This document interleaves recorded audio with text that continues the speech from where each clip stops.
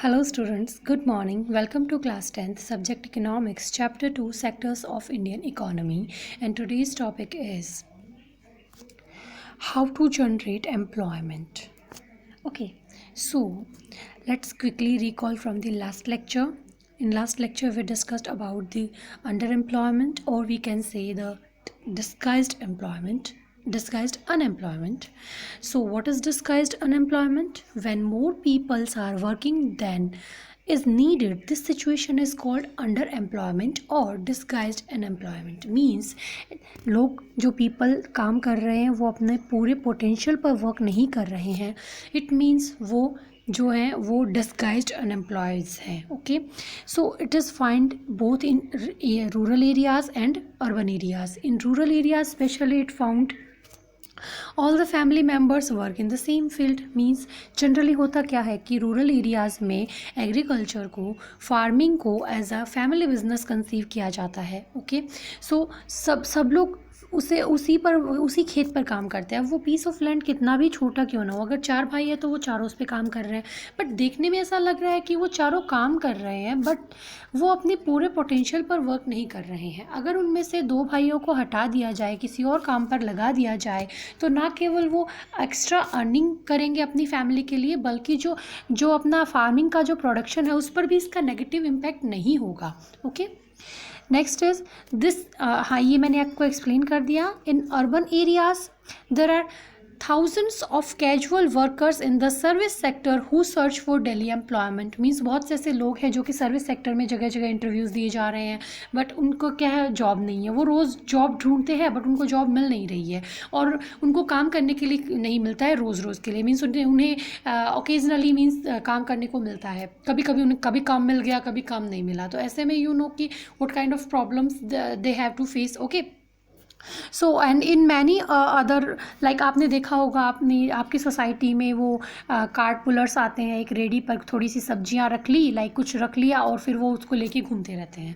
और इवन आपने ऐसा भी देखा होगा कि उनसे कोई कुछ सामान नहीं खरीदता है, बट उसके बाद भी वो अपना जो वर्क है वो स्विच नहीं करते हैं, वो किसी और काम पर नहीं जाते हैं. उनको पूरे दिन में बहुत ही कम रुपीज़, बहुत ही कम अर्निंग होती है, ना के बराबर, बट वो वही काम करते हैं फिर भी. तो this is a kind of underemployment or disguised unemployment. Okay, I hope this is clear to you. So let's continue today's topic, that is governments policies promote employment. Means हमने ये कहा कि भी हमें एम्प्लॉयमेंट को बढ़ाना है, इंक्रीज़ करना है, तो हमें किस तरह से इंक्रीज़ करना होगा. तो ऐसा तो है नहीं कि हम पर्टिकुलरली, अब सपोज़ करो कि अगर हम एंटरप्रेन्योर भी हैं तो अपने पास हम कितने मैक्सिमम 5 to 6 लोग काम पर रख सकते हैं. अब ऐसा तो है नहीं कि सब लोग भाई बिजनेस टाइकून है लाइक टाटा बिरला, तो अपने नीचे थाउजेंड्स ऑफ वर्कर्स रखेंगे, ऐसा तो है नहीं. तो ये जो वर्क है एम्प्लॉयमेंट प्रमोशन का, ये काम करना किसे पड़ेगा? गवर्नमेंट को. ओके, तो गवर्नमेंट उसके लिए क्या क्या कर सकती है, हम सब वो अपॉर्चुनिटीज़ देखेंगे. Likewise the very first is banks can provide a loan to construct well in irrigate their lands. Means जो फार्मर्स हैं, स्मॉल फार्मर्स हैं, उन्हें बैंक क्या कर सकता है, रीजनेबल रेट्स पर लोन देता है. ओके, तो वो लोन देगा तो ना केवल उनका क्या होगा कि इरीगेट कर पाएंगे वो अपने लैंड को. ओके, बल्कि क्या होगा कि वो जो लैंडलॉर्ड्स हैं उनके शोषण का शिकार नहीं हो पाएंगे. मीन्स लैंडलॉर्ड्स उन्हें एक्सप्लॉइट नहीं कर पाएंगे. समझ रहे हो? लाइक अपन ने एक एग्जाम्पल भी देखा, आपने 9th क्लास में भी एक एग्जाम्पल देखा था, लाइक कि एक वूमन थी जिसे काम की मीन्स जिसे एक्स्ट्रा रुपीज़ चाहिए थे अपनी लैंड को कल्टीवेट करने के लिए, कुछ टूल्स परचेज करने के लिए, है ना. तो उसने क्या किया था, ज़मींदार के यहाँ से लोन लिया था 2000 रुपीज़ का. बट ज़मींदार ने कंडीशन क्या रखी थी कि 14% का मैं इंटरेस्ट लूँगा आपसे, प्लस आपको सीज़न में, कल्टीवेट सीज़न में मेरे यहाँ खेत पर काम करना पड़ेगा, है ना. तो ये this is a kind of कि वो उन्हें क्या करते हैं, अब्यूज़ करते हैं, उनकी मजबूरी का फ़ायदा उठाते हैं. तो वो सब चीज़ें बच जाएंगी. ठीक है, दोनों काम हो रहे हैं अपने साथ की साथ. अब देखो डैम कंस्ट्रक्शन, अगर डैम कंस्ट्रक्ट हो रहा है तो क्या होगा कि जो सपोज़ हमने बात की थी, यहाँ 4 भाई है और वो काम कर रहे हैं, है ना. अब इनमें से 2 भाइयों को अगर हम डैम कंस्ट्रक्शन पे काम पे लगा देंगे तो वो उनकी इनकम बढ़ेगी, प्लस उनका जो प्रोडक्शन है उस पर नेगेटिव इम्पैक्ट नहीं आएगा, प्लस डैम कंस्ट्रक्शन से उनको क्या है ना, इरिगेशन की फैसिलिटीज़ भी प्रोवाइड हो जाएंगी, है ना. Next is better rural roads. अगर अब सपोज़ करो रोड्स की इंपॉर्टेंस आप सब जानते हो, अगर कोई गांव है या कोई भी रीजन है, कोई भी एरिया है, अगर वो वेल कनेक्टेड है रोड से और ट्रांसपोर्टेशन वहाँ पर काफ़ी अच्छी सर्विसेज है ट्रांसपोर्टेशन की, देन उसे ग्रो करने से कोई नहीं रोक सकता है। ओके, वो एरिया जो है वो day by day more developed होगा। वाई? बिकॉज जब आपके पास ट्रांसपोर्ट है, चीज़ें आप गुड्स को एक जगह से दूसरी जगह लाना ले जाना बहुत ही ईजी होगा। Okay, so likewise the same thing is कि अगर बेटर ट्रांसपोर्ट फैसिलिटीज़ होंगी, रोड्स होंगी फार्मर्स के पास, तो वो क्या करेंगे, अपनी जो क्रॉप है उसे वो नियर बाय टाउन्स में सेल आउट कर पाएंगे, राइट। और उनको किसी भी चीज़ की ज़रूरत होगी तो वो आसानी से उसे गुड्स को एक जगह से दूसरी जगह पर ले जा पाएंगे, एक्सचेंज कर पाएंगे। Next is on the credit of loan banks input like seeds, fertilisers, agricultural equipments and pumps and can be brought. Means अगर लोन इजीली मिल जाएगा फार्मर्स को तो वो अपने लिए जो भी मीन्स नेसेसरी चीज़ें हैं, लाइक उन्हें फर्टिलाइजर्स परचेज करना पड़ता है, सीड्स परचेज करना पड़ता है, एग्रीकल्चरल इक्विपमेंट्स की ज़रूरत होती है, पंप सेट्स की ज़रूरत होती है, तो वो ईजिली क्या करेंगे ना कि इन सबको ले पाएंगे, परचेज कर पाएंगे, इनकी सर्विसेज ले पाएंगे, प्लस उससे प्रोडक्शन बढ़ेगा तो अब वो उस बढ़े हुए प्रोडक्शन से इंटरेस्ट भी पे कर पाएंगे और लोन भी पे कर पाएंगे। आपने बहुत सी स्कीम्स भी सुनी होगी कि भाई गवर्नमेंट जो है स्मॉल फार्मर्स को मीन्स प्रमोट करने के लिए क्या है, किसान क्रेडिट कार्ड भी चल रहा है, बहुत सी ऐसी फैसिलिटीज़ और स्कीम्स चलाती हैं ताकि उन्हें कम इंटरेस्ट पर लोन दे पाए, उन्हें इंकरेज किया जा सके to do more, to do better. Okay, government can promote and locate industries in the semi rural, correct, semi rural areas में क्या इंडस्ट्रीज लगा सकते हो आप, जिससे कि इंडस्ट्रीज होगी तो मीन्स एम्प्लॉयमेंट। अब सपोज करो, स्टार्ट करो, सारी चीज़ें आपके आसपास होती है, बस आप उन्हें देख के ऑब्जर्व करना सीखो। लाइक अगर एम्प्लॉयमेंट कैसे बढ़ेगा, अगर अब बात करें कि यहाँ पर क्या करें, सेमी रूरल एरियाज में इंडस्ट्री बिल्ड हो रही है, तो इंडस्ट्री बिल्ड हो रही है मीन्स सबसे पहले हमें बिल्डिंग चाहिएगी, इट मीन्स हमें एम्प्लॉयमेंट चाहिएगा, राइट। तो वर्कर्स चाहिएंगे, वर्कर्स के ऊपर काम करने के लिए मैनेजर, कंस्ट्रक्टर्स चाहिएंगे। ओके, उसके बाद क्या, उसमें इलेक्ट्रिसिटी भी चाहिएगी, तो उसके लिए फिटिंग वालों को एम्प्लॉयमेंट बढ़ेगा। ओके, अब उसके बाद उस फैक्ट्री में काम करने के लिए वर्कर्स भी चाहिए होंगे, है ना, तो अब फिर उनको एम्प्लॉयमेंट की ज़रूरत पड़ेगी। तो इस तरह से क्या है ना, चीज़ें साइकिल में रिलेट होती हैं। अगर एक चीज़ हो रही है तो उसका इम्पैक्ट आप देखो कि कहाँ कहाँ हो रहा है और इस चीज़ को अपने आंसर राइटिंग में यूज़ करो। This is not a subject to रट्टा मार, लाइक जैसे हम हिस्ट्री में करना पड़ता है हमें, है ना, स्टोरीज वाइज हम चीज़ें याद कर लेते हैं, बट हमें जो ईयर्स, जो सन है, बहुत सी चीज़ें हैं जो मोस्टली हमें हिस्ट्री में राइट ही करनी पड़ती, मीन्स रट्टे ही मारने पड़ते हैं। बट आपको यहाँ रट्टू तोता होने की ज़रूरत बिल्कुल नहीं है। अगर आप चीज़ों को ईजिली समझोगे, एक एक्टिविटी का दूसरी एक्टिविटी पर होने वाला जो साइकिल है, जो इम्पैक्ट है, अगर वो समझने की कोशिश करोगे, then this is a very very very easy subject. Next is हाँ, स्कूल्स, अगर सपोज करो भी अब हम बात करें कि भाई एम्प्लॉयमेंट बढ़ेगा मीन्स एम्प्लॉयमेंट, हमें पढ़े लिखे लोगों की भी ज़रूरत होती है एम्प्लॉयमेंट में। लाइक मैनुअल, हर काम मैनुअल वर्क पर डिपेंड थोड़ा ना होता है ना, तो हमें ज़्यादा पढ़े लिखे लोगों की ज़रूरत होगी। पढ़े लिखों के लिए मीन्स आपने लास्ट चैप्टर में पढ़ा भी होगा, लास्ट क्लास में पढ़ा होगा, ह्यूमन एज रिसोर्स। तो मीन्स ह्यूमन को एज रिसोर्स बनाने के लिए हमें क्या करना पड़ता है, उन्हें एजुकेट करना पड़ता है, स्किल्स प्रोवाइड करनी पड़ती है, बेटर हेल्थ फैसिलिटीज़ प्रोवाइड करनी पड़ती है। अब सपोज करो हम बात करते हैं एजुकेशन, बात की education, skill and health facilities. तो अब देखो, हमें एजुकेशन देनी है उनको, क्योंकि हमें उनको कल को एक अच्छा एम्प्लॉयमेंट देना है। मीन ऑफ एम्प्लॉयमेंट के लिए एजुकेट होना बहुत ज़रूरी है। तो एजुकेट के लिए हमें अगेन स्कूल बिल्डिंग्स बनवानी पड़ेंगी, टीचर्स को हायर करना पड़ेगा, पियोन्स को हायर करना पड़ेगा, राइट। तो बहुत सी हम इससे क्या होगा, एम्प्लॉयमेंट जनरेट होगा, टीचिंग स्टाफ चाहिए होगा हमें।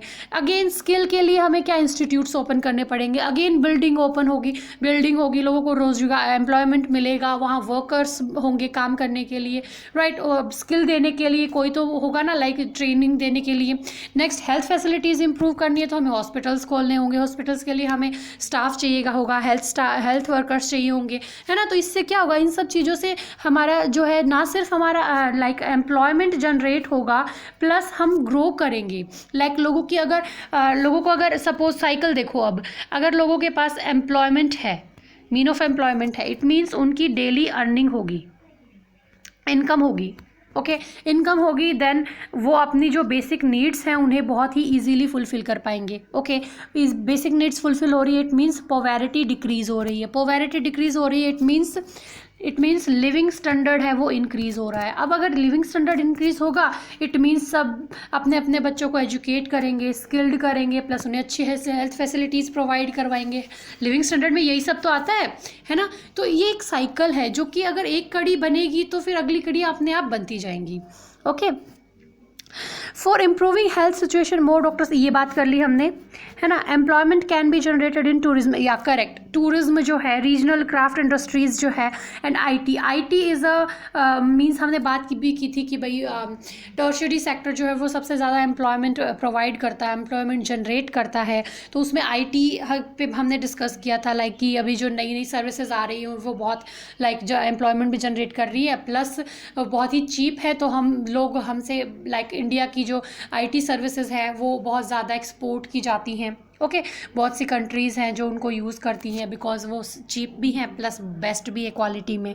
ओके, तो हमें चाहिए क्या होता है, हम अगर पेन भी लेने जाते हैं तो हम क्या सोचते हैं, हमारी लाइक जो हमारी बेसिक डिमांड होती है वो यही होती है कि भाई सस्ता होना चाहिए, अच्छा भी होना चाहिए, जो चले भी अच्छा।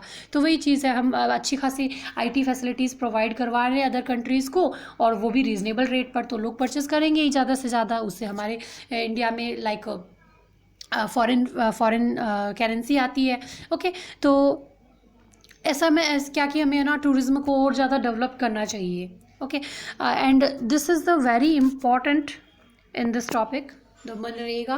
तो सेंट्रल गवर्नमेंट ने एक स्कीम चलाई है इंडिया के लिए, right to work. Right to work means हर इंसान का राइट है कि उसे वर्क मिले, ओके, उसे एम्प्लॉयमेंट मिले। और ये अभी इंडिया के सारे डिस्ट्रिक्ट्स में चल रहा है, और जिसका नाम है Mahatma Gandhi national rural employment guarantee act 2005, जिसे हम शॉर्टली मनरेगा भी कहते हैं। ओके, ये सॉरी, ये क्या है, ये जो है यहाँ टाइपिंग मिस्टेक है, इन मनरेगा है ये, इन मनरेगा 2005 ऑल दोज हु, ओके, ये है। तो आप ये प्लीज़ ध्यान रख लीजिएगा, ये प्रिंटिंग मिस्टेक है। ओके, तो मनरेगा में क्या है, ये क्या स्कीम है, इसमें क्या करते हैं ना कि एक ईयर में 1 ईयर में एक पर्सन को, एक फैमिली के एक पर्सन को 100 डेज़ का जो है वो एम्प्लॉयमेंट दिया जाता है। इसकी गारंटी दी जाती है कि हम आपको साल में 100 दिन का रोजगार देंगे, 100 दिन हम आपको काम देंगे। ओके, और बदले में आपको सैलरी भी मिलेगी, सैलरी भी आपकी मिनिमम डिसाइड की हुई है। ओके, तो वो भी प्रॉब्लम नहीं कि भाई कोई आपको अब्यूज़ करेगा। ओके, सो होता क्या है कि भाई अब उनको 100 डेज़ के लिए एम्प्लॉयमेंट मिलेगा। अगर गवर्नमेंट फेल होती है, 100 डेज़ का उनको एम्प्लॉयमेंट नहीं दे पाती है, देन उसे अलाउंस देना, अलाउंस मीन्स होता है हिंदी में से कहते हैं भत्ता। तो अनएम्प्लॉयमेंट अलाउंस उसको देना पड़ेगा, पे करना पड़ेगा। उन्हें जो लाइक उन्हें जो काम करने पे जो सैलरी जो भी मीन्स जो रेम्यूनरेशन मिलता, वो रेम्यूनरेशन उन्हें बिना काम किए भी देना पड़ेगा। That's why this is a guarantee scheme, means आपको 100 डे का काम मिलेगा ही मिलेगा। इफ़ वी आर फेल्ड, अगर हम फेल होते हैं, we can't provide you the employment, then we will pay to you. Okay, तब भी हम आपको पे करेंगे। अगर हम आपको काम दे रहे हैं तो भी पे करेंगे, और काम नहीं दे पाए तो भी हम पे करेंगे, मीन्स आपका कोई लॉस नहीं होगा उसमें। That's why this is called the guarantee act. Okay, next is, इसमें स्पेशली होता क्या है कि जो हमारी बेसिक नीड्स है, the type of work that would in future help to increase the production from land will be given. इसमें इस तरह का काम दिया जाता है जिससे कि हमें फ्यूचर में बेनिफिट हो। लाइक किसी चीज़ का कंस्ट्रक्शन का काम दे दिया जाता है, लाइक कुछ ऐसी जगह होती हैं जो ज़्यादा फर्टिलाइज्ड नहीं होती हैं, तो उन्हें फर्टिलाइज बनाने का काम दिया जाता है। तो इस तरह का काइंड ऑफ वर्क इसमें प्रोवाइड किया जाता है। Okay, so today we discuss about the under employment and disguised employment. उन दोनों को हमने देखा है, रूरल एरियाज़ में भी प्लस अर्बन एरियाज़ में भी। Okay, so one thing I want to share with you that these are the notes. ऐसा नहीं कि मैंने आपकी टेक्स्ट बुक से कॉपी किया है, this is my personal notes and you have to write all these notes in your register. Again I am repeating, write down all these notes in your register, plus learn it and answer the following. This is your homework. And the very first question is, why do you think that मनरेगा है, again print typing mistake. मनरेगा 2005 is refer to as right to work, इसे right to work क्यों कहते हैं? Okay, next is कि हमें ऐसा क्या करना होगा जिससे कि इनकम और एम्प्लॉयमेंट दोनों बढ़े मार्केटिंग फैसिलिटीज़ और इरीगेशन में, है ना। And in what veg can employment be increase in rural areas में क्या क्या तरीके हैं ताकि हम एम्प्लॉयमेंट को इंक्रीज़ कर पाए, अर्बन एरियाज़ में क्या क्या तरीके हैं, सारे मैंने आपको ऊपर एक्सप्लेन किए हैं, है ना। Write a note on under employment and explain where it found. Okay, तो अंडर एम्प्लॉयमेंट क्या है और ये कहाँ in urban and rural both you have to explain here. Okay, so write these notes in your register plus learn it and answer the following in your fair notebook plus learn it. This is your homework. That's it for today. Good luck. Bye bye.